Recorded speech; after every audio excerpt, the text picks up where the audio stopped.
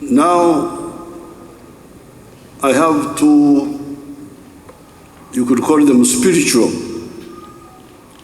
points. Spiritual, one is developmental, the other one is spiritual. The developmental one is to challenge all the Christians about the parable of the talents.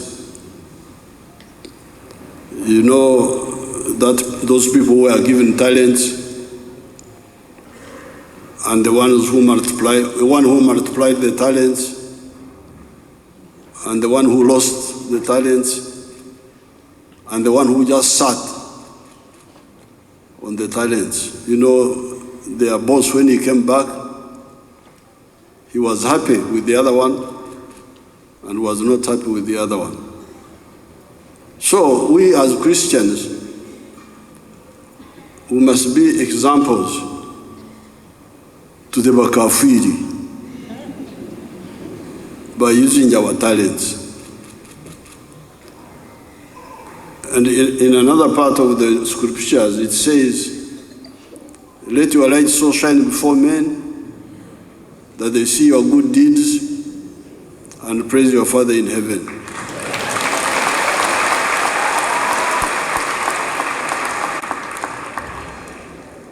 Therefore, I am never impressed by people who say they are Christian, they are this and that. But if you say the way they are living, they are not living a good example, a good life for themselves, and a good example to the others. So that is also another challenge. When I come here, you know, the Bible comes back in my head.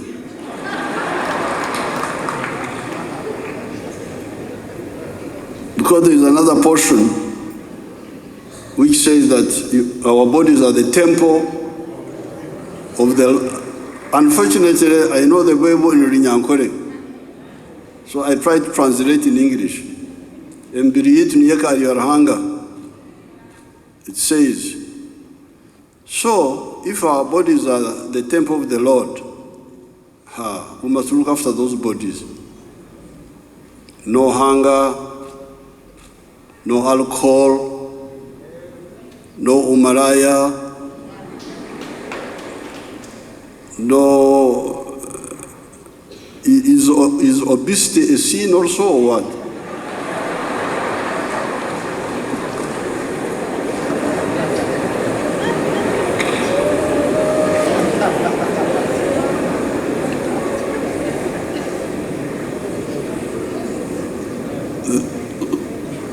So therefore, these two portions of the Bible, the parable of the talents and the other quotation about being examples, I would really like to commend them to the Christians.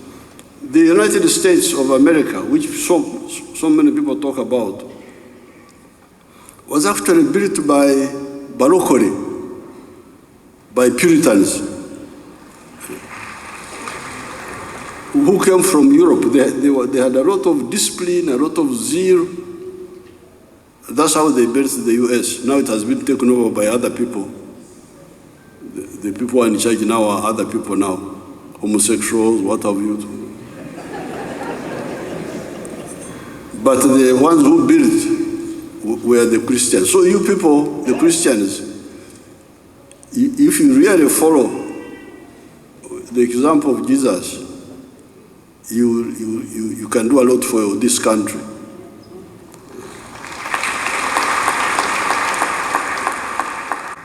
Now, on the issue of the spiritual side, I normally get problems with people who say they are religious, but you find that they are also bigots. Bigot is a word for being like narrow-minded, a bigot. because you remember the parable of the Good Samaritan. Jesus was a revolutionary. He really challenged those Jews who had turned religion into something else. But the parable of the Good Samaritan showed that your tribe did not matter, your religion did not matter. What mattered was what you did, your actions. So when I find people fighting, that they are fighting, and this was part of one of the reasons why in 1965 at the Muiri Conference, Scripture Union, I disagreed with the Scripture Union leaders and withdrew a bit and did other things. The part of this was bigotry, chauvinism, to behave as if the denominations, Catholic, Protestant, Muslim, what? As if they are the most important thing, not the actions. And sometimes I see some of this, even, NRM of course fought this. That's how NRM succeeded. When we started our work, we rejected completely sectarianism. That's how we were able to build this force, which has been there for some time now. And I'm glad eventually when we came into the government, I don't know whether the churches copied our example. They started the Interreligious Council.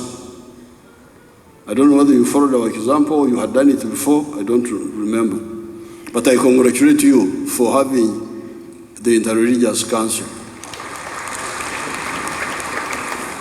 But I would like this to really percolate down to the whole society, so that you don't judge people by what they do, not the label, the denominations where they worship, where they do this.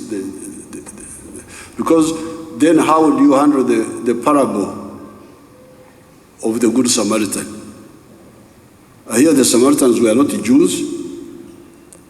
They were also not, I think they were of another religion. But what he did is what Jesus praised.